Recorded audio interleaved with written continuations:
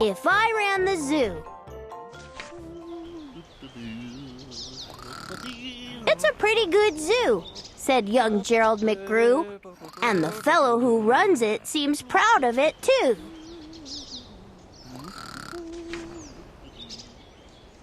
But if I ran the zoo, said young Gerald McGrew, I'd make a few changes.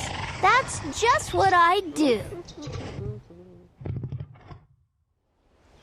The lions and tigers and that kind of stuff they have up here now are not quite good enough.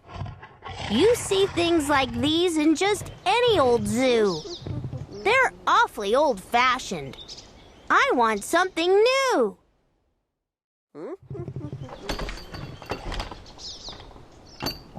So I'd open each cage.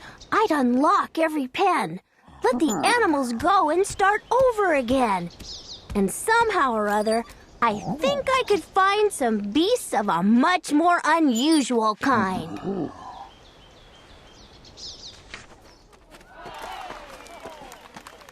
A four-footed lion's not much of a beast. The one in my zoo will have 10 feet at least. 5 legs on the left and 5 more on the right. Then people will stare and they'll say, "What a sight!"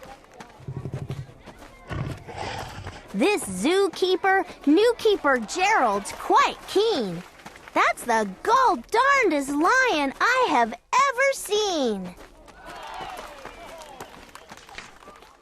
My new zoo, McGrew Zoo, will make people talk. My new zoo, McGrew Zoo, will make people gawk at the strangest odd creatures that ever did walk. I'll get from my zoo a new sort of a hen who roosts in another hen's topknot. And then another one roosts in the topknot of his, and another in his, and another in his, and so forth and upward and onward. Gee whiz!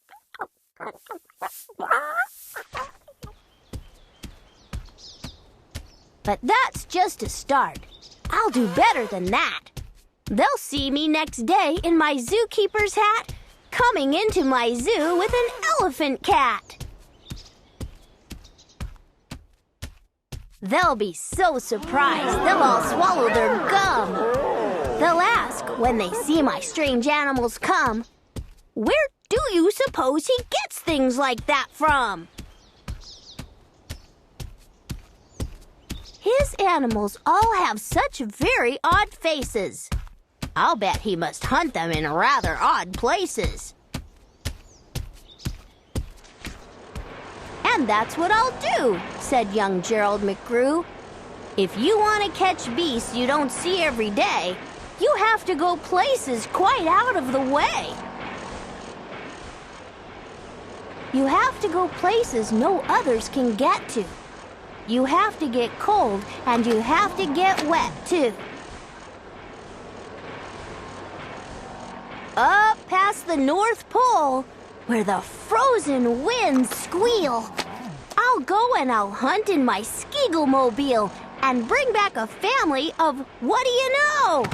And that's how my new zoo, McGrew Zoo, will grow. I'll hunt in the mountains of Zomba Matant with helpers who all wear their eyes at a slant. And capture a fine fluffy bird called the bustard who only eats custard with sauce made of mustard. And also a very fine beast called the flustered who only eats mustard with sauce made of custard. I'll catch him in caves and I'll catch him in brooks. I'll catch him in crannies. I'll catch him in nooks that you don't read about in geography books. I'll catch him in countries that no one can spell, like the country of Matafapatafapel. In a country like that, if a hunter is clever, he'll hunt up some beast that you never saw ever.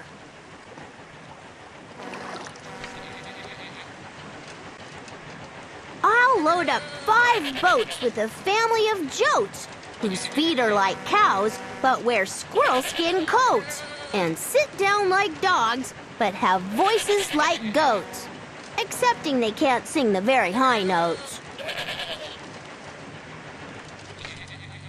And then I'll go down to the wilds of Nantucket and capture a family of lunks in a bucket. Then people will say, "Now I like that boy heaps. His Nuzu Magruzu is growing by leaps." He captures them wild, and he captures them meek. He captures them slim, and he captures them sleek. What do you suppose he will capture next week? I'll capture one tiny. I'll capture one cute. I'll capture a deer that no hunter would shoot. A deer that's so nice he could sleep in your bed if it weren't for those horns that he has on his head.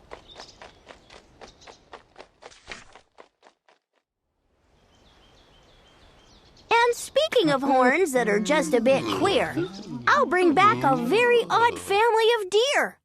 A father, a mother, 2 sisters, a brother whose horns are connected from one to the other. Whose horns are so mixed they can't tell them apart. Can't tell where they end and can't tell where they start. Each deer's mighty puzzled. He's never yet found if his horns are hers or the other way round. I'll capture them fat, and I'll capture them scrawny. I'll capture a scragglefoot mulligatawny, a high-stepping animal, fast as the wind, from the blistering sands of the desert of Zend. This beast is the beast that the brave chieftains ride when they want to go fast to find someplace to hide. A mulligatawny is fine for my zoo. And so is a chieftain. I'll bring one back too. In the far western part of southeast North Dakota lives a very fine animal called the iota. But I'll capture one who is even much finer in the northeastern west part of South Carolina.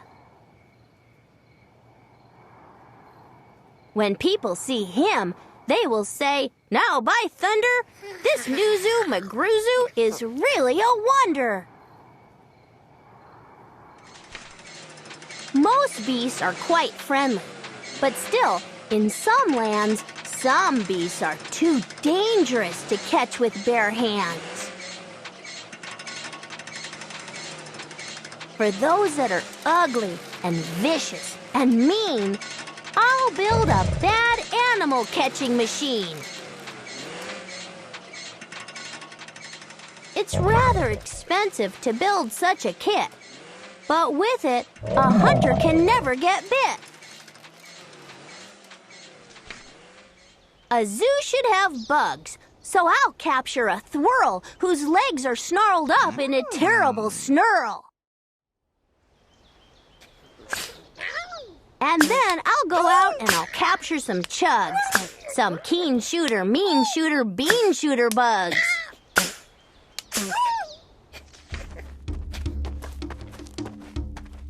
I'll go to the African island of Yurka and bring back a tizzle-top tufted mazurka, a kind of canary with quite a tall throat. His neck is so long, if he swallows an oat for breakfast the first day of April, they say it has to go down such a very long way that it gets to his stomach the 15th of May.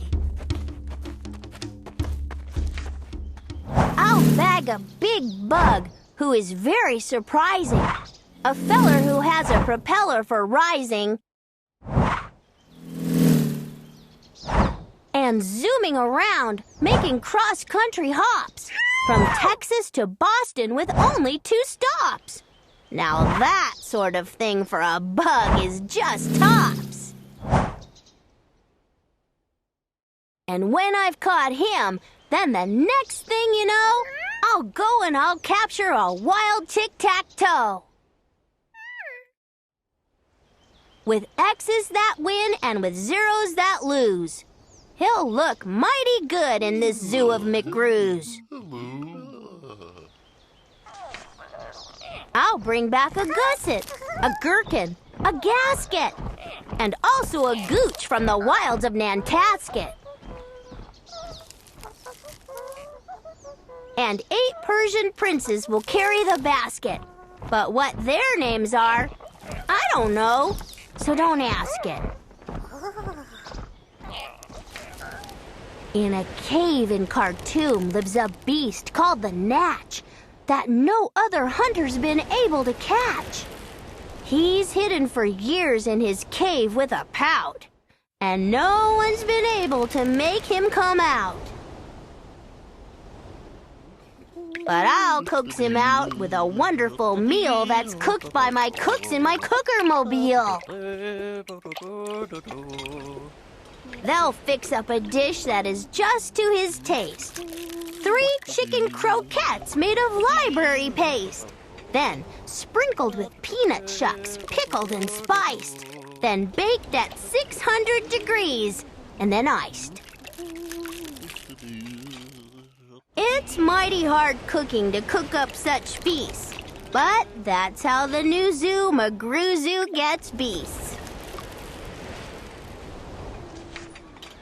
I'll go to the faraway mountains of Topsk, near the river of Nopsk, and I'll bring back an Opsk, a sort of a kind of a thingamabobsk, who only eats rhubarb and corn on the cobs. Then people will flock to my zoo in a mobsk. McGrew, they will say, does a wonderful jobsk. He hunts with such vim and he hunts with such vigor. His new zoo, McGrew Zoo, gets bigger and bigger.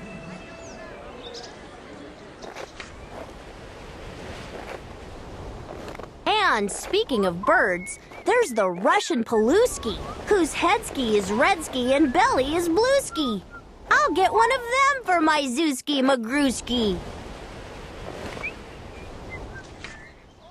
Then the whole town will gasp. Why, this boy never sleeps. No keeper before ever kept what he keeps. There's no telling what that young fellow will do. And then, just to show them, I'll sail to Katroo and bring back an Itkutch, a Preep, and a Prue, a Nurgle, a Nerd, and a Seersucker, too. I'll hunt in the jungles of Hipponohungus and bring back a flock of wild Bipponobungus. The Bipponobungus from Hipponohungus are better than those down in Dipponodungus and smarter than those out in Nippononungus. And that's why I'll catch 'em in Hipponohungus instead of those others in Nungus and Dungus. And people will say when they see these bips bounding, this zookeeper, new keeper's simply astounding. He travels so far that you'd think he would drop. When do you suppose this young fellow will stop? Stop? Well, I should, but I won't stop until I've captured a Fizzum-a-Wizzum-a-Dill. The world's biggest bird from the island of Quark, who only eats pine trees and spits out the bark. And boy, when I get him back home to my park, the whole world will say, young McGrew's made his mark. He's built a zoo better than Noah's whole ark. These wonderful, marvelous beasts that he chooses have made him the greatest of all the McGrewses. Wow! They'll all cheer. What this zoo must be worth! It's the gol-darndest zoo on the face of the earth!